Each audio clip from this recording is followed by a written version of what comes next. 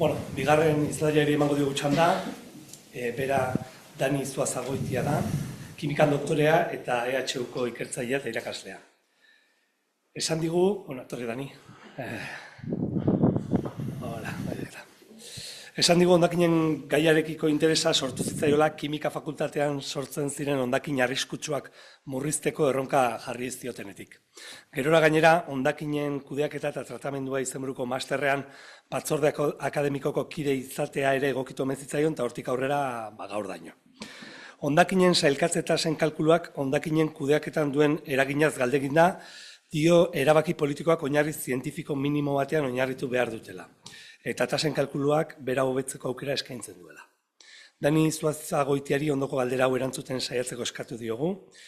Zer diogungo legediak hondakinen sailkatze tasari dagokionez, eta zein kontzeptu esanguratsu azpimarratuko zenituzke tasen inguruan eta nola definiko zenituzken azaltzea. Haupa Dani, ongi etorri hobeki jardunaldietara eta mi esker gaur gurekin izateagatik. Bai, dutzen zait. Ondo. Egun ondan hori, eskerrik asko beki elkarteari, gaur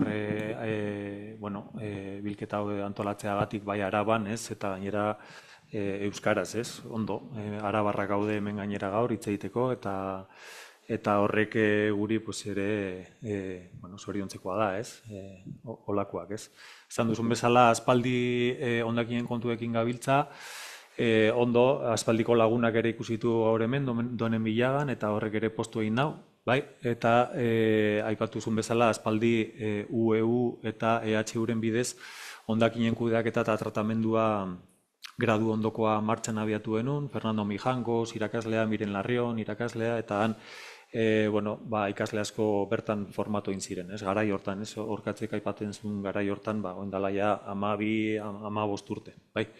Gertatu zen hau, garai horretatik ona, gauzak asko aldatu egin dira, baina beste gauza asko oraindik ez dira asko aldatu, Eta horrek ere harritu egiten gaitu, Gaur hemen dakardan hitzaldi hau da, pixkat old style esango genuke, lege hau ematen du aspaldiari garela, honen inguruan hitz egiten, eta oraindik ematen du, nik hemen erabili ditudan diapositiba asko aspalditik erabiltzen ditut, eta orduan, segatik erabiltzen ditu nik hauek, Bueno, hori esatea, gaur egun, adieraztea, segurazki gero nire lankidek aipatuko duten bezala, gu EHUn lan egiten dugu, eta nik Naiara Rojo, ikerlariarekin batera, hondakinen behatokian egiten dut lan, bai, danok ikerren agindutara, iker gero etorriko da, bere agindutara gaude, eta guk zehazki egiten duguna da hondakinen karakterizazioa, horkatzek aipatzen zuen, inpropioen falta somatzen dut hor Araban, lasai, porque hemendik gutxira ikerrek publikatuko ditu, Naiara eta biok hori biligara, baukagu txosten zabal bat adierazten duena inpropio asko topatzen ditugula oraindik eta sistemaren arabera hauek garrantzitsua direla. Bai, hortaz hori, gaur egun horretan gabiltza. Hasiko gara, lortzen dudan pasatzea. Honekin igual.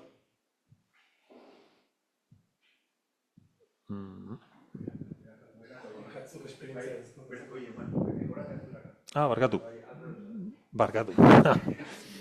Teknologia punta.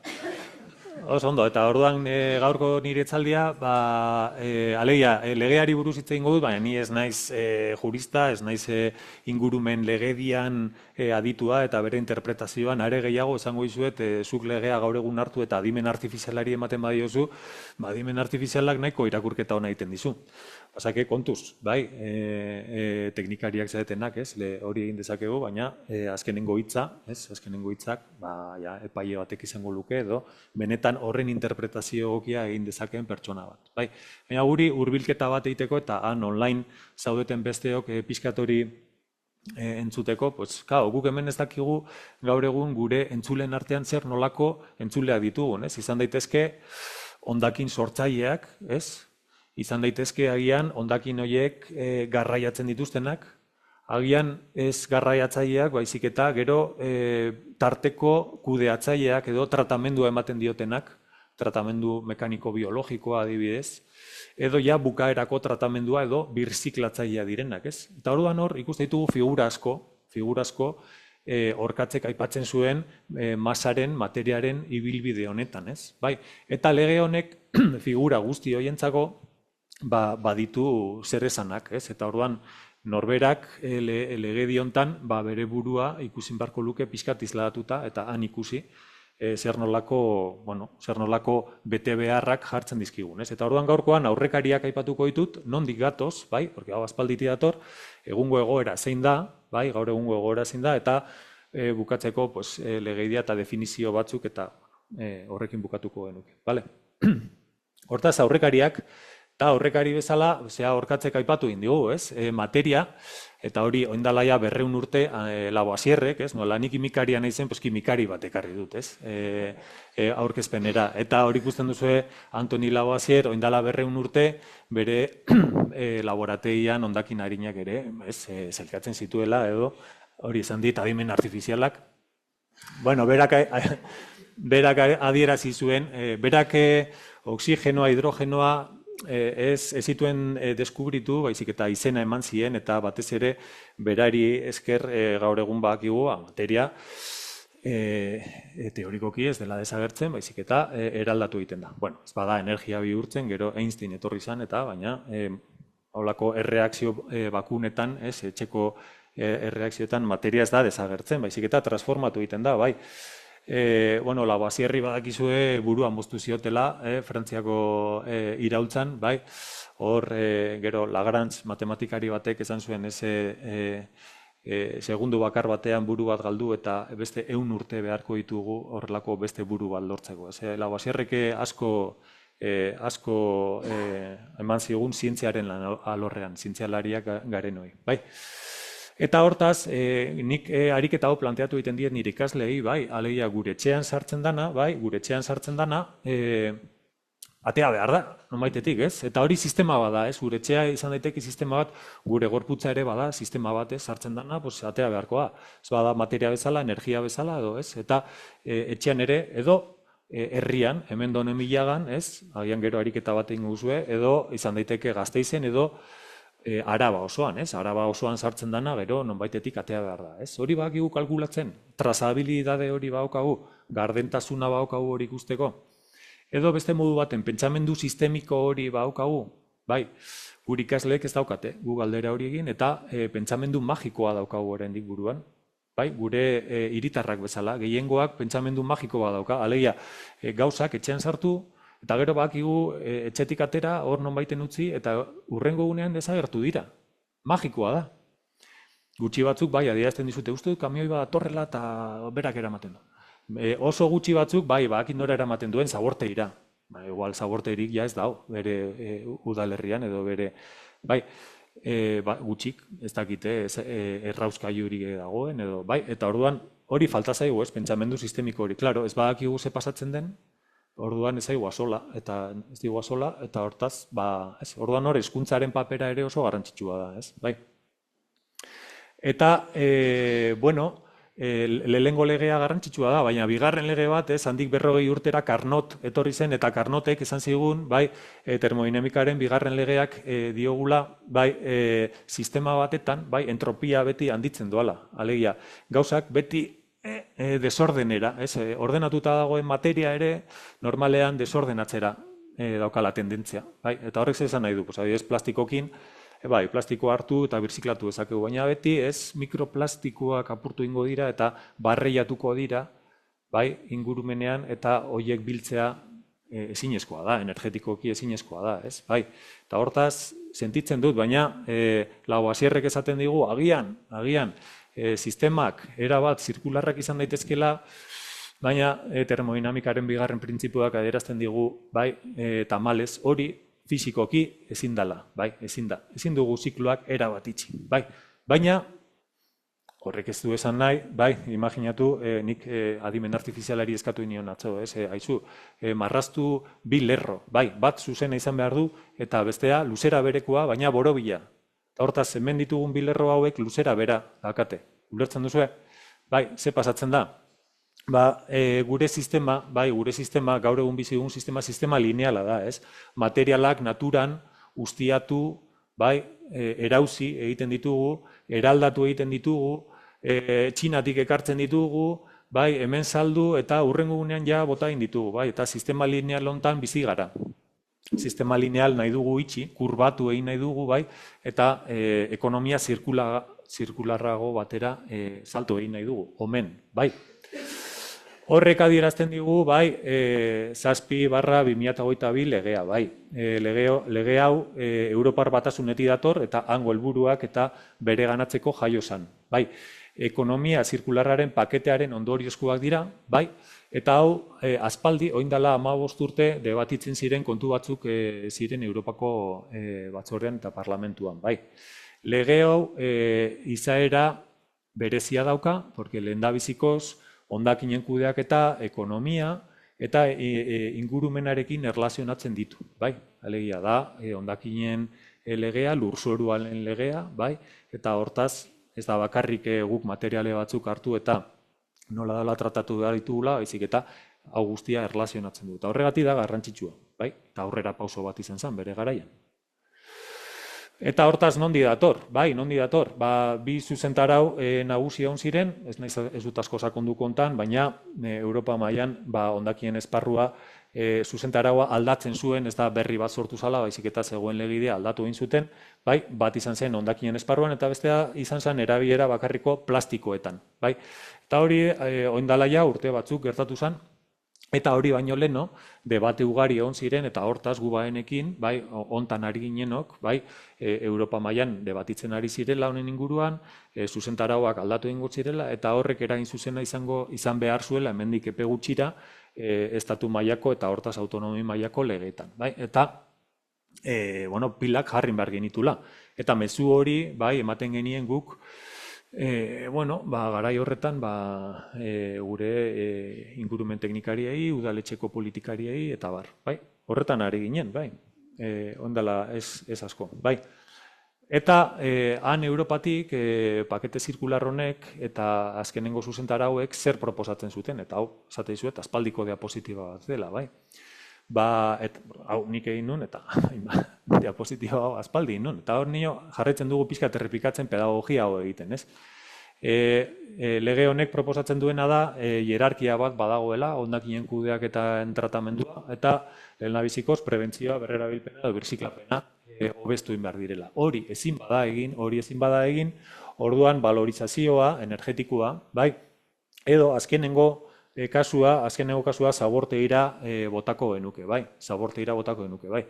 Hau, nik aspaldi, Gasteizko udalari erakutsi nion, eta guk, porque garai horretan ez egoen, guk, Gasteizko zero zaborre taldea ginela bere garaian, diagnostiko bat egin genuen, eta Gasteizko udalari, porque oraindik ez egoen esan ez ditzen hondakinen behatokia, eta Gasteizko udalari esan genion, fluxuak kalkulatuta, hemenka datuak eskuratuz eta hortik, Gasteizek 133 edo birziklatzen zuela, edo selektiboki jasotzen zuela. Eta beste guztia isurtzen zuela, bai, zabortegira botatzen zuela, eta hori, hierarkia hori, piramide hori inbertitu inberzula. Oin dela 15 urte. Talde politikari guztiek adiatzen ziguten hori olazala, diagnostikoa eurena egiten zuten, onartu egiten zuten, eta aldakentzak behar genitula. Urteak pasatzen dira, baina, ez, eta orain 140an gaude, eta hobetzen ari da asuntua, baina, klaro, ze pasatzen da? Zuzentarau hauek helburu batzuk jartzen dizkigutela. Helburu konkretu batzuk, bai, bilketa selektiboan urte batzuetarako. Eta dagoeneko, 2008koa ez dugu bete, eta 2025koa ere ez dugu beteko, bai. Eta hortaz, gaur egun legea ez gaude betetzen. Ze pasatzen da? Beste, eta ez ditut irakurriko, baina aluminioa, metal ferrosoak, zura, plastikoa eta beste korronte batzuetarako ere horrelako helburua jartzen zitula, bai, pizgarriak ere, alegia nolabait hemen kutsatzen duena ordaindu egiten du, edo gutxi kutsatzen duena gutxiago ordaindu beharko luke, bai, zabortegiak pixkanaka kendu behar ditugula, adierazten du, legeak eta bestalde ekoizlearen erantzunkizun edatuko derrigorrezko araubideak ere jartzen zituen besteak beste. Bai? Eta batez ere Europasorako zenbaketa metodologia komuna proposatzen du. Bai? Hori aspalditik ezaguna da, ez? Eurostatek oindala 15 urte proposatu egin zuen metodologia konkretu bat hondakinak modu berean neurtzeko bestela ez dira konparagarriak. Bai, ezin ditugu konparatu, hori oso garrantzitsua da. Bale? Eta neurri guzti hauek paradigma edo aldaketa bat adierazten digute. Bai, alegia, ze pasatzen ari da Europan? Zergatik ekonomia zirkularreko pakete hori, zergatik zuzentarau berriak, bai? Eta honek adierazten diguna da Europa ekonomia zirkularerako trantsizio baten murgilduta dagoela, bai? Baliabideen eraginkortasun handiko Europa bat nahi dugulako, bai?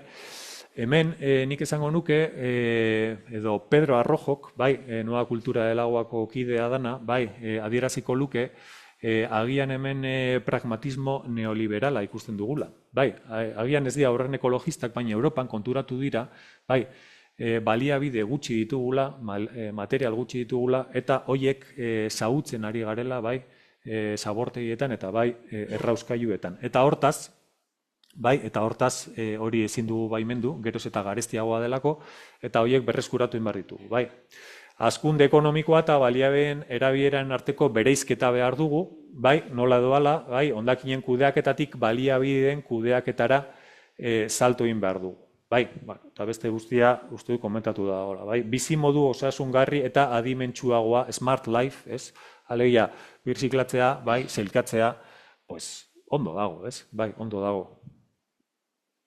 Bueno, eta egungo testu ingurua, bai, aurrekariak aipatu ditugu, hortik atoz, bai, urte haietan zein genuen, eta gaur egun, ze pasatzen ari da, eta agian pixkate errepikakorra izan daiteke, edo ematen du hemen Gaza bezala, ez? Gaza, pues eske Gazari buruz hitzein behar da, ez? Pues bai, eta zeri buruz hitzein behar dugu, pues zein da gure ingurumen egoera gaur egun bizi garen planeta hontan, pues ez da ona, da txarra, bai? Da txarra eta aipatu behar da berriro. Bai, porque bakarrik hondakinen kudeaketa eta tratamendu egokiarekin ez ditugu arazoak konponduko. Bai, eta nondik dator guzti hau? Bueno, pues, hainbat ikerlarik ados jarri ziren, ondela gutxi, 1950 urtean, azelerazio handia hasi izan gertatzen.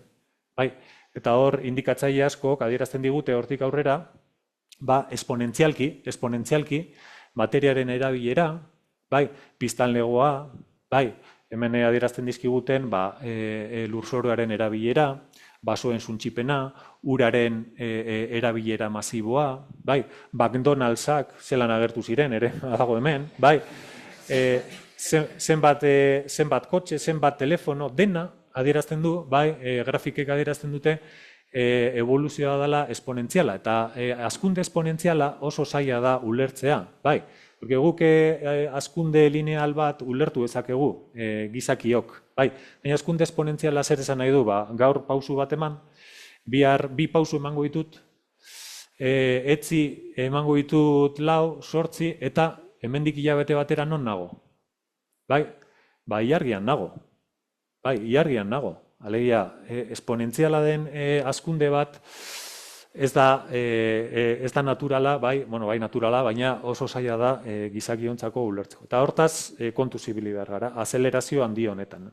Bai, honekin oso lotuta, eta guk asko erabiltzen dugun markoa da Estokolmoko erresilientzia zentroak, bai, Johan Rostron eta besteek aipatuten markoa, muga planetarioak, bai, klima larrialdian gaude, poluzio handia da, eta biodibertsitatearen galera ikaragarria daukagu, bai.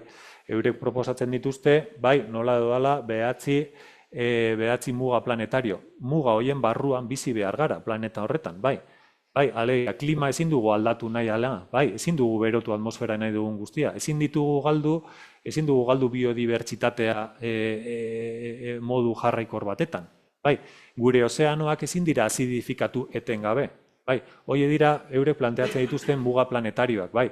Eta muga planetario horiek urtetik urtera handitzen, edo nolabait gainditzen ari gara ikusten duzuen bezala. Eta hori larria da, bai, hori oso larria da. Porque honek adierazten digu, bai, muga planetario hauek adierazten digute gu non bizi gaitezken, bai, gizaki bezala. Edo non bizi izan gara orain arte. Hortik kanpo ez dakigu zer pasa daiteken, bai. Eta hori da egoera, eta egoera da larria, bai. Eta hortaz, askok adierazten dute kurba hori, bai, hazkunde esponentzial hori, nola edoala tolestu inbar dugula, bai, tolestu inbar dugu, bajatu inbar dugu, bai. Hori da hori da. Baina hemen trantsizio berdearen paradosa daukagu, bai, Europan. Batetik, bai, politikak azkarregi edo bidegabeak direla, pentsatzen dute, hiritarrek. Azkarregi doaz, ez? Gasteizen gertatu zaigu orain, zabortasak ezarri dituzte eta batean pilo bat ordaindu behar dugu. Claro, eske orain dela asko bagenekin hori egin behar zala, eta politikari guztiek itxaron egin dute bukaeran arte, eta orain batean pilo bat ordaindu behar dugu, ez? Claro, eske gauzak egin behar dira ondo, bai. Eta bestetik dauden politika berdeak ez dira nahikoak, bai. Baina adierazten diguten egiten ari garena oraindik ez da nahikoa, oso urruti dago, bai, egin beharko genuken horretatik. Bai.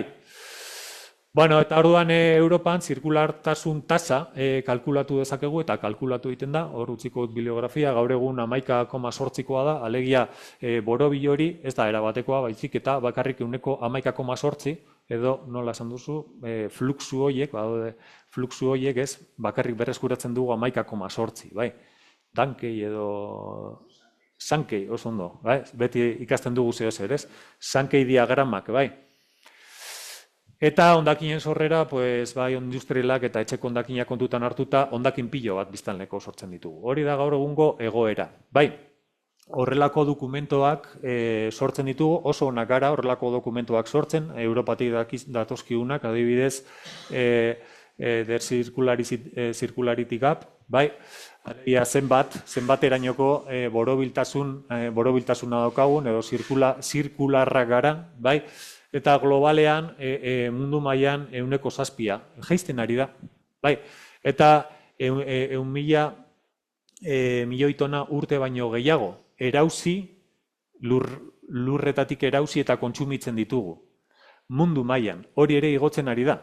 Hortaz, geroz eta gehiago eta geroz eta gutxiago zirkulatzen dugu, egoera ez da ona, bai, egoera ez da ona, erregai fosiekiko menpekotasun handia daukagu, bai, eta, bueno, horrek guztiak jartzen gaitu muga planetarioetatik oso gertu, bai, hemen Sankei diagrama, bai, eurek ere proposatuta, eta, bueno, oso adierazgarriak, bai, izan ere, tona pilo bat, bai, 1.000 bilioi tona prozesatzen ditugulako, guzti horiek batzuk gelditzen dira, etxe bat egiten dugunean hor gelditzen da, bai, erauzi egiten dugun arte, baina beste batzuk fluxutik kanpo egiten dira, bai, batzuk erretzen ditugu, beste batzuk zaborti etera bota, eta gutxi batzuk lortzen dugu berriro birzirkulatzean, bai, oso gutxi dira, zirkulazio edo zirkularitate hori asko handitu inbarko genuke, eta gure kontsumoa jaitsi, ez? Alegia, zirkuluak itxi, baina zirkulua bera txikitu, bai, hori izango litzateke egokiena, edo mesurik garbiena.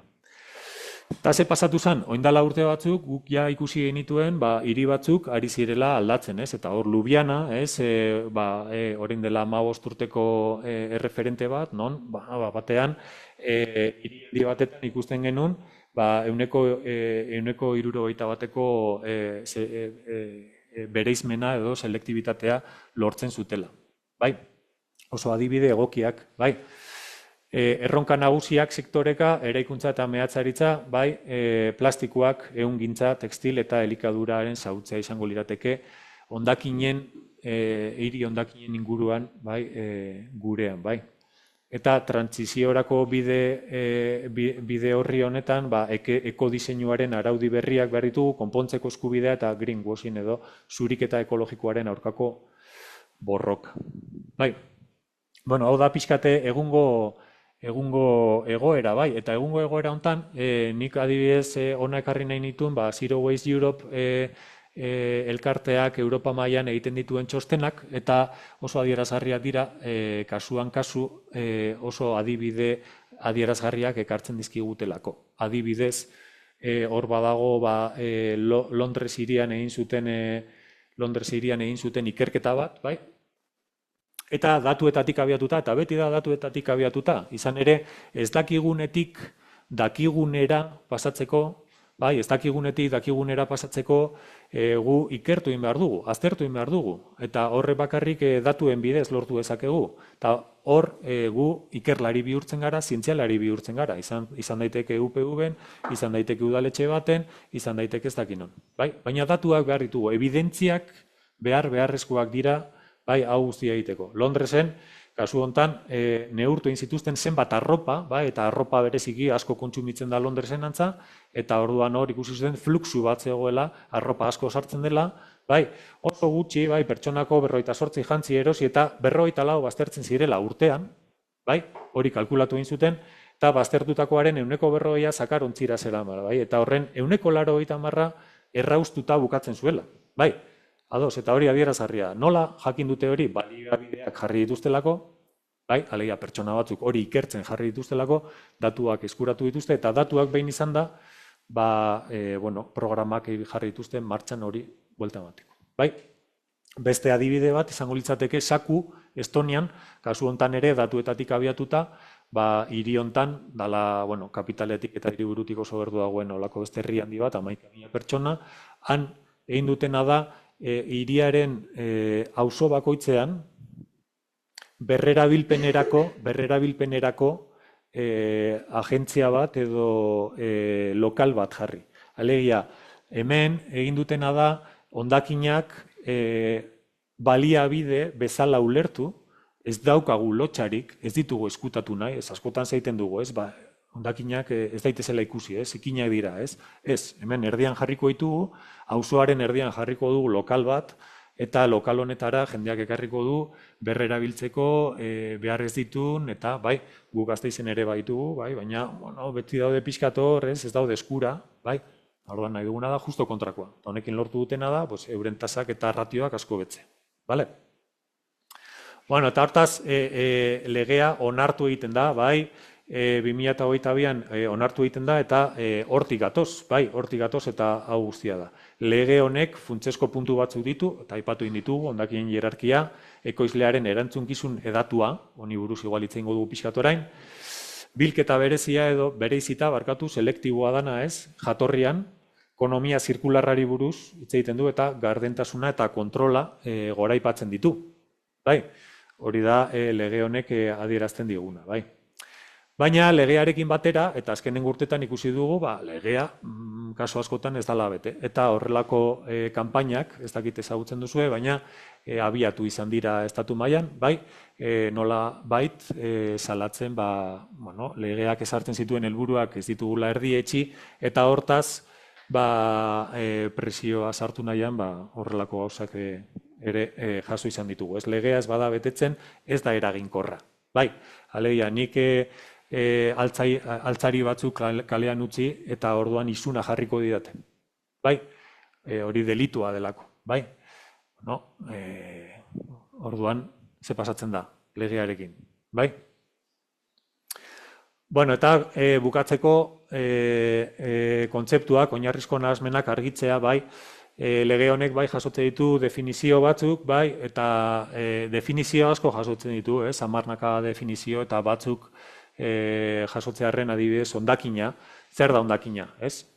Hondakina definitu behar dugu, ez? Eta orduan edozein sustantzia edo objektu bere jabeak baztertzen duena edo baztertzeko asmoa edo bete beharra duena, bai. Hemen gakoa, bai, gakoa hondakina definitzen dugunean, bai, ez da materialaren kalitatea edo egoera, baizik eta jabeak baztertu nahi duela. Bai, alegia, nik nire etxean erabakitzen badut, oraindik bota gabe, hau, botatzera noala, orduan dagoeneko ja hondakina da. Bai, epaile batentzako hor nonbait, bai, ja, zuk erabaki baduzu, hondakina dela, hondakina da. Bai. Bueno, orduan, baztertzeko asmoa, jaberaren jarrera, baztertzeko asmoa bada, kafe makina bat adibidez, orduan, ezin duzu edonora bota, baizik eta, erraera, ez, bota barko zenuke. Bai, arropa zaharrak, gauza bera, edo bateria bat gastatu bada, orduan, ja, etxeko hondakinetan ezin duzu sartu. Bai, etxeko hondakinak hortaz, ez dira bakarrik, bai, etxeko hondakina termino administrazio kudeak edo termino teknikoa da, bai. Zer dira etxeko hondakinak? Etxean sortzen ditugun hondakinak, baina etxean sortzen ditugun hondakinen antzekoak ere beste leku batzuetan sortzen direnak, bai. Alegia, materia organikoa ez da bakarrik gure etxeetan sortzen, bai, jantokietan, kafe makinetan, nik zer dakit, beste leku askotan ere sortu egiten da, eta hortaz, hor ere jasoin barko da modu selektiboan, bai. Azpi produktua, hau hontan ez gara horren beste sartuko, porque batzutan hondakinak zehozer hau gehiago da industriarako, ez? Industrian guk produktu bat sortzen dugu, baina azpi produktuak ere egon badaude, bai? Eta hortaz, horiek ere kudeatu inbar ditugu. Eta bai agian hondakin baldintzaren amaiera, ez? Noiz bukatzen da, ez, hondakina izateari artikuluaren arabera, hondakin bat valorizazio eragiketa birziklapena barne, baten bidez modu egokian tratatu ondoren hondakin izateari uzten dionean lehengai edo produktu bilakatzen delako. Bai, erabilera zehatz bat daukanean eskaera existitzen denean edo baldintza teknikoak betetze dituenean. Bai, hori izango litzateke pixkat gakoa. Bueno, materia organikoa kasu, ez dut asko luzatu nahi, baina bai adibidez ekoizlearen erantzunkizun edatua, bai? Bai, denbora. Bale, oso ondo. Eskerrik asko. Bai, ja bukatzera guaz, ez? Eta orduan definizioaren arabera neurri multzo bada produktuen ekoizleek produktu baten bizitza zikloko hondakin faseko kudeaketaren erantzunkizun finantzarioa eta antolakuntza erantzunkizuna hartzen duena. Bai, zer da hori? Bai, alegia, ekoizle bat, zeo zer ekoiztu eta berarekin batera pakete bat, ez? Alegia, produktu hori biltzen duen zeo zer edo produktua bera kontutan hartu behar du. Hemen daukaguna da bizitza osorako analizia edo analiziz de ciclo de vida esaten zaiona. Bai, alegia, fabrikan nonbaiten sortu eta zuk ekoizle bezala arduratu behar zara, bai, pakete hori nora dijoan, nola jaso, nola bildu eta nola birziklatzen den. Bai, eta horretarako baditugu sistema ezberdinak edo sistema ezberdin proposatzen dituzte. Bai, horre, bere garaian SIG edo sistemas integrados de gestión edo izan zitezkenak, gaur egun scrap edo, eta hor baditugu enpresa azki ezagunak ekoen bezalakoak. Bai, hemen kontuz, porque badaukagu trampa handiak, ez? Ekoizleak ez badigu esaten zenbat produktu sortzen ari den edo beste modu baten zenbat ontzi adibidez merkaturatzen hasi da, merkaturatzen ari den, guk ezin dugu kalkulatu zenbat bueltatzen ari diren, eta datu horiek ere, bai, industriarenak behar ditugu. Bestela trampak edo non topatzen ditugu. Bai.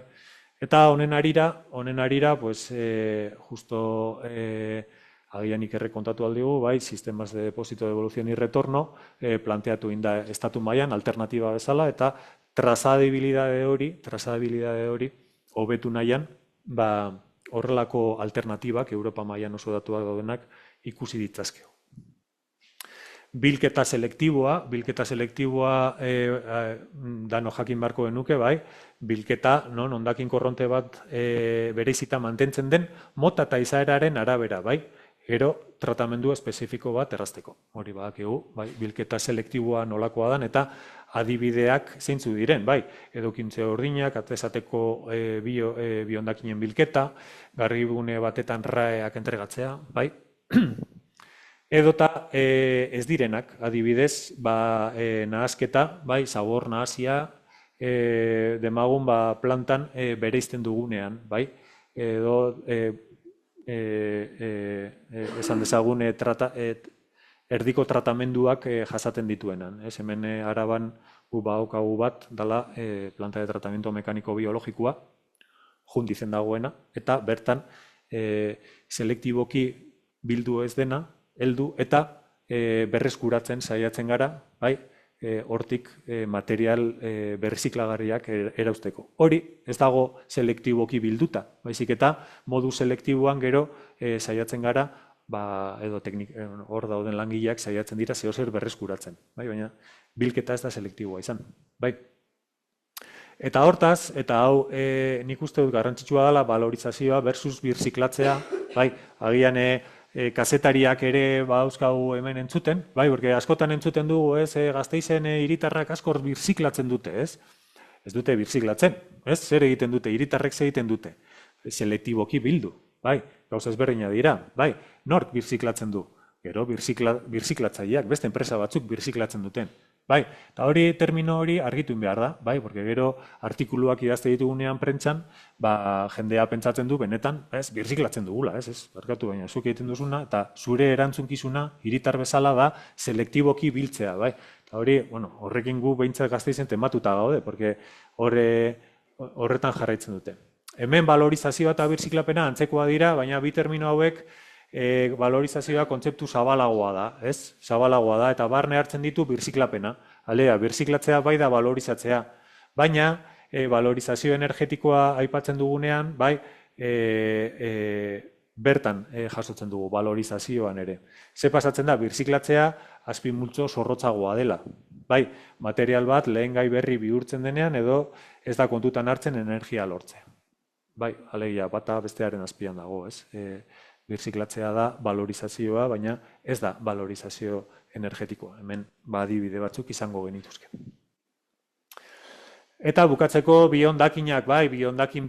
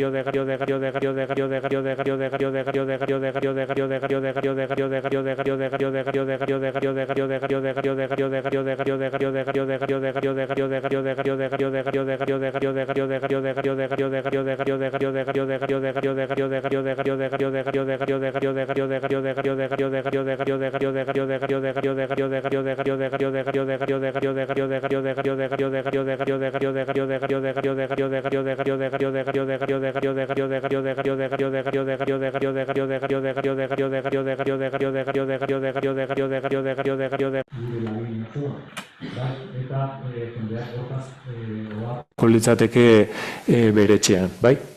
Ui? Eta listo, honekin bukatu dugu, bai, ondorio praktikoak eta mezu nagusiak sailkatze tasa edo sailkatzea eta birziklatze tasa ez dira gauza bera, bai, ez dira gauza bera, bai, sailkatzea da gauza bat eta birziklatzea da beste bat, bai, Europa kalitatea eskatzen ari da, ez kantitatea, kalitatea behar dugu, ez? Eta orduan nik gogoratzen dut, aspaldi nola usurbilen bizitain eta esaten ziguten, eske usurbilekoak ez dakiz egiten duten urnietara plastikoak eraman eta garbiegi daude. Nola, tesatekoa egiten zuten, eta egiten dute, orduan hondakin guztiak ez, plastikozkoak, antzi horinak, supergarbi eta urnietako EQMS-eko planta, esaten zin, atzeraka bueltatzen zin, hau ez imposible da, ez dakiz egin duzuen, baina, ordainduen behar ziren diru asko, bueltan oso ondo egiten zutelako, ez? Kalitate handiko materialak nahi ditugu. Ez dago birziklatzeirik kalitate txarrik badago, bai, eta udal eta mankomunitateek datu eta trazabilitate sistema sendoa behar dute, hori behar dugu, bai. Horretarako baliabideak behar ditugu, bai, eta hori guztia irauli egin behar da. Bai, orkatzeko oso ondo azaldu digu, bere lehengo aurkezpenean, probintziaka datuak oraindik lan eta udaletxetan sartzen bagara, zailtasunak dituzte, trazabilitate hori, ordenagailuan sartu eta milaka karpeta topatze ditugu, horiek ordenatu behar, bai, lagundu behar diegu horretan. Eta hurrengo urtetan gerta daiteke tasak jaisten ikusiko ditugula, metodologia berriak zorrotzagoak izango ditugulako. Alia, gaur egun birziklatutzat jotzen duguna, agian hemendik urte batzuta da, ez da birziklagarria. Bai, eta orduan, alegia, ez da gauzak ondo egiten ari garela, ez gaude ondo egiten, hobetu behar dugu, baina kontua da, araua agian zorrotzagoa izango dela, hemendik urte gutxitara, eta hortaz ditugun tasak gaur egun ezin garela konformatu, baizik eta hobetu dezakegula, ez? Bueno, hau da eretako referentzia bibliografikoak eta eskerrik asko guztiei.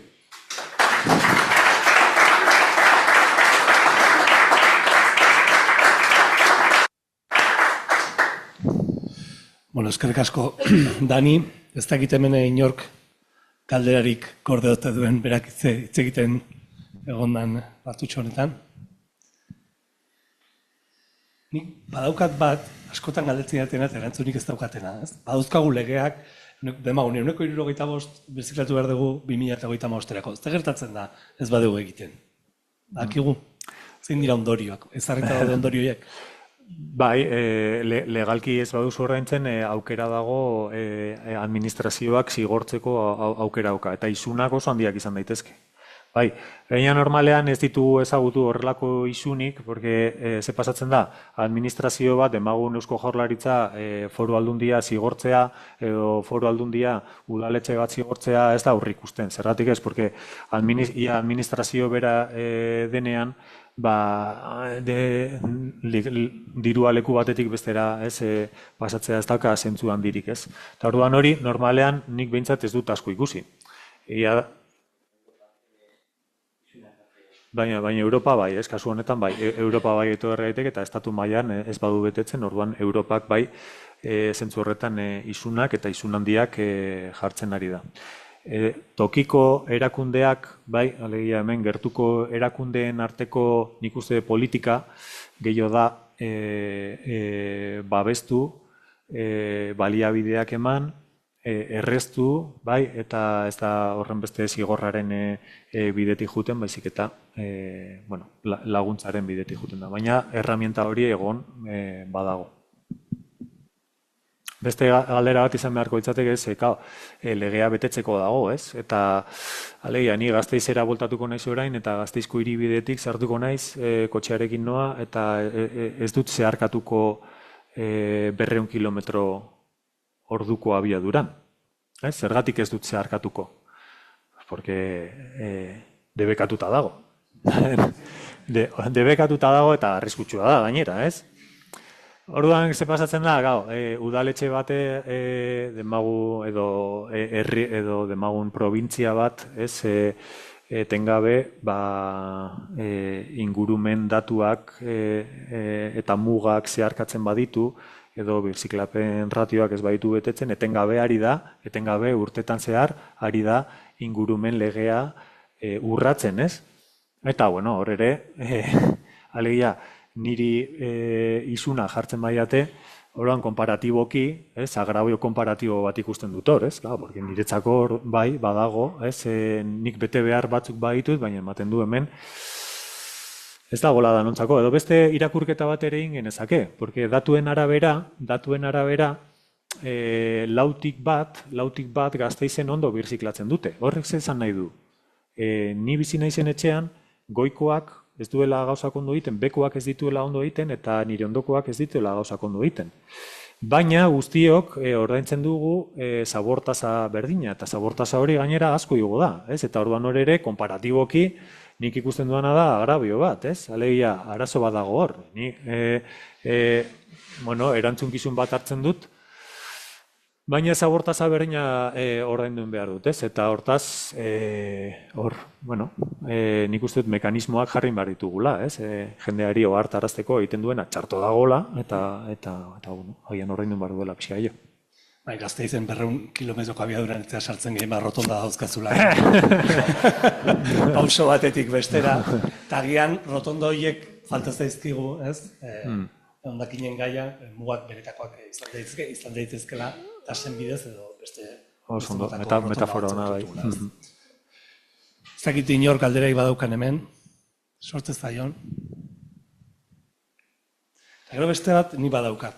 Eta da, faltan bota dut legetako bat da, edo aipamenetako bat da, Espainiko hondakinen legeak berak esaten duela, gauzak egiteko, ondo egiteko moduak, edo bilketari dagokionez bintzat, badaudela modu egokiak eta modu desegokiak, ez? Eta nola esan duzu, fantasien... Pentsamendu magikoa edo, pentsamendu magikotik, pentsamendu... Sistemikorako salto hortan, baldin badakigu, eta legeak berak esate baldin badu, hondakinak biltzeko bi modu eraginkor gaudela, bat, aipatzen dut, azpimarratzen du, atezateko bilketa, eta bestea, edukiontzien bidez egiten bada, behintzat, errefusata organikoa itxita egon bar dutela, esate baldin badu, hori ez egitea,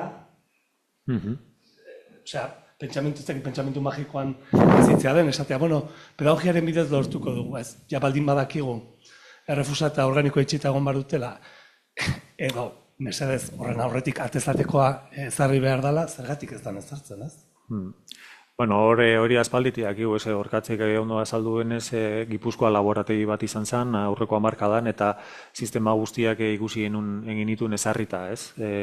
Eta hori gaur egun ere hemen Araban ikusten ari gara, izan ere baditugu, eta guke hondakinen behatokian ondo jasota daukagu hori, nola, ez da gauza bera, kontenedore edo edukiontzi handi eta irekia izatea, kontenedore edukiontzi handi, baina txiparekin izatea, alegia erdi mailako itxidura bat izatea, ez da gauza bera, atezatekoa izatea, guk horiek guztiak Araban baditugu, eta gainera ere badaukagu pneumatikaren bidezko bilketa sistema sarria. Eta orduan hor, abaniko izugarrian daukagu Araban, eta datuek adierazten digutena da, eta berriro ere esaten dut, hoia da pentsamendu zientifikoa.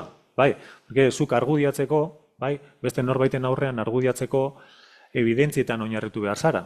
Eta evidentziak datuetatik etortzen zaizkigu. Gu datuak eskuratu, datu horiek interpretazio egokia ematen maiezu, orduan evidentzia bihurtzen dira.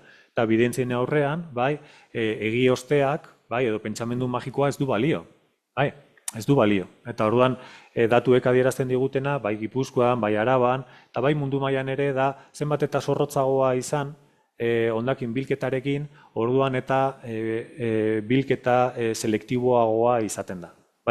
Alegia, hor ikusi duguna da, edukiontzi irekia, datu txarrak emate dituela, txiparekin datuak asko hobetzen direla, atezatekoarekin datuak asko hobetzen direla, eta bilketa sistema neumatikoarekin, hemen Araban ikusi duguna da, oso teknologia ona ematen zula bere garaia, baina datuak oso txarra direla. Eta hori dira gu ditugun evidentziak modu objektibo batetik abiatuta.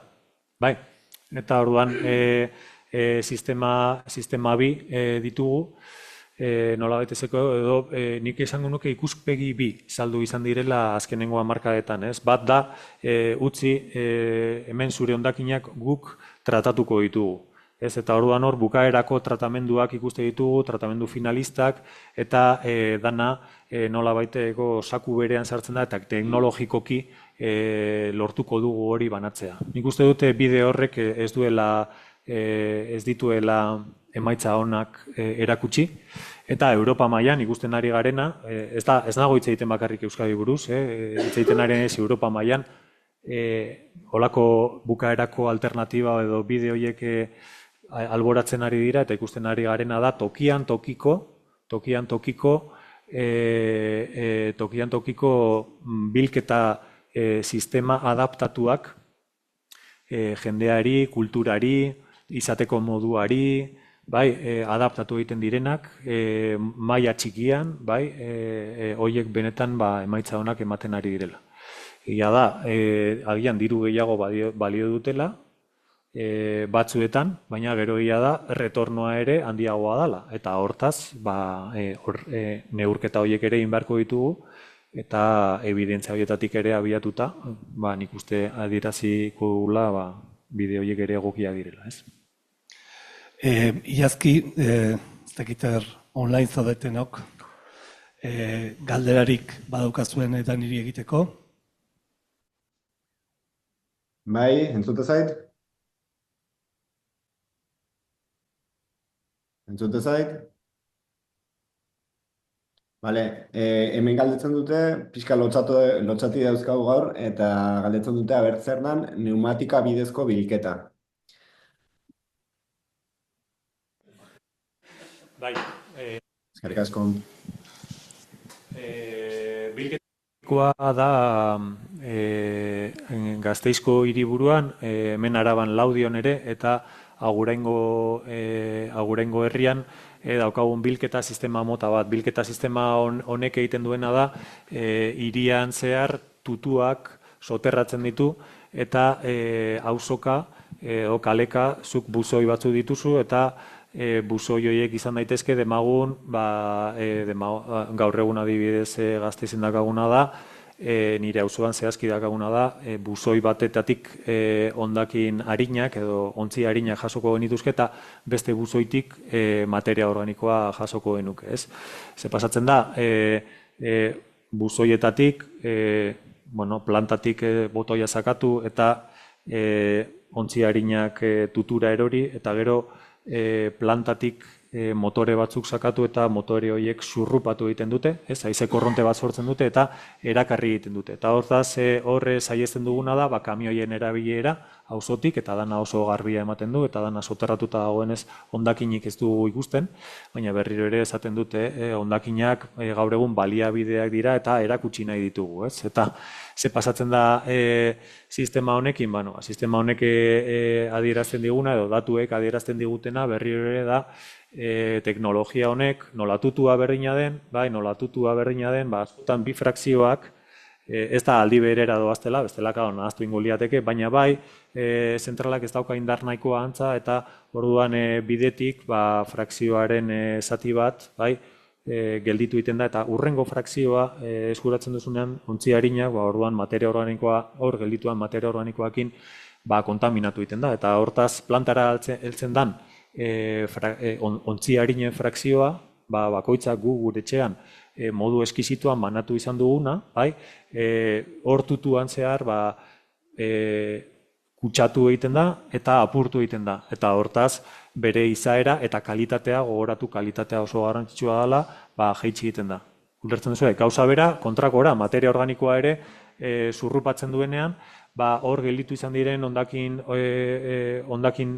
ontziekin kutsatu egiten da, eta gainera apurtu egiten da, materia organikoa oso auskorra da, eta orduan oso ondo tratatu behar da, gero negu konposta ditu. Eta orduan ze pasatzen da, lortzen duten materia organikoa, inpropio espurutasun maila altua dakala, eta gainera ja oso birrinduta gola, eta konposta geon bat egiteko, aleia konposta, bere etxean egin duen pertsona bateke, zer den, eta hori ikusiko bazen dute, argi izango zenukete horrek ez daukala.